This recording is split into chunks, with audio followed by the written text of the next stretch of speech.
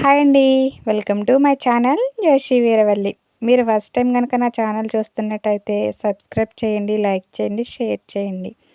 గులాబ్ జామున్ ఎప్పుడు చేసినా సరే ఒకటేలా రాదు కదండి. ఒక్కొక్కసారి బాగా వస్తుంది, ఒక్కొక్కసారి అయితే క్రాక్స్ వచ్చేస్తాయి, మరొకసారి అయితే లోపల ఉడకకుండా ఉంటుంది. అలా కాకుండా నేను చెప్పేలా ఒకసారి ఈ వీడియోలో చూపించినట్టు మీరైతే ట్రై చేయండి. గులాబ్ జామున్ చాలా బాగా వస్తాయి. దానికి మీరు ముందుగా గులాబ్ జామ్ మిక్స్ అయితే తీసుకోవాలి. ఇక్కడ నేను ఎంటీఆర్ అయితే తీసుకున్నాను. దీనివల్ల గులాబ్ జామున్ చాలా బాగా వస్తాయి. తర్వాత గులాబ్ జామ్ పిండి ఒక కప్పుతో కొలుచుకోండి. అది ఒక కప్పు వచ్చిందంటే 2 కప్పుల పంచదార తీసుకోవాలి. 2 కప్పుల పంచదారకి కప్పున్నర వాటర్ అయితే సరిపోతుందండి. ఈ కొలత అనేది కరెక్ట్గా ఉండాలి. దీన్ని చూసుకుని వేసుకోవాలి. అందులోని ఆ వాటర్ వేసిన తర్వాత దానిలోని యాలకులు వేసుకుని బాగా కలపాలి. పంచదార అంతా కూడా బాగా కరిగేంత వరకు కూడా బాగా కలపాలి. కలిపిన తర్వాత మనం స్టవ్ మీద పెట్టుకోవాలండి. స్టవ్ మీద పెట్టుకుని మరిగించుకోవాలి. పిండి కలపడం కంటే ముందుగా మనం పంచదార పాకం అనేది రెడీ చేసేసుకోవాలి. తర్వాత కప్పు పాలు తీసుకుని అది గులాబ్ జామ్ మిక్స్లో వేసుకుని ఉండలు లేకుండా అయితే కలుపుకోవాలి. ఉండలు లేకుండా గట్టిగా కాకుండా స్మూత్గా చక్కగా వేళ్ళతో మృదువుగా అంటూ కలుపుకోవాలండి. చూసారా, ఇలా స్టిక్కీగా అయితే అంటుకోవాలి.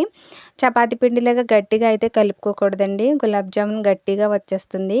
ఇలా కలిపిన పిండి మీద తడిబట్ట కప్పి ఒక 15 నిమిషాలు రెస్ట్ ఇవ్వండి.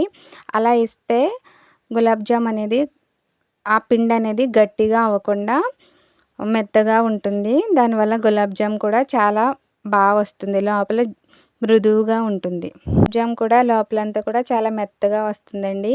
పిండిని ఎప్పుడు కూడా వేళ్ళతో మృదువుగా కలపాలి, గట్టిగా అయితే కలపకూడదు. తర్వాత ఒక చిన్న సైజు బాల్ అంతా తీసుకుని మన అరచేతుల మధ్యలో ప్రెస్ చేస్తూ ఈ విధంగా గులాబ్ జామ్ అనేవి రెడీ చేసుకోవాలండి, రౌండ్ బాల్స్ లాగా. తర్వాత కొంచెం వేడిగా ఉన్న నూనెలో అయితే వేసుకుని వీటన్నింటినీ బాగా ఫ్రై చేసుకోవాలి.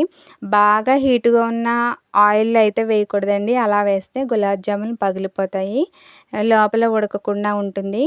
అలా కాకుండా మీడియంగా వేడి ఉన్న ఆయిల్లో మాత్రమే గులాబ్ జామున్ అనేది ఫ్రై చేసుకోవాలండి.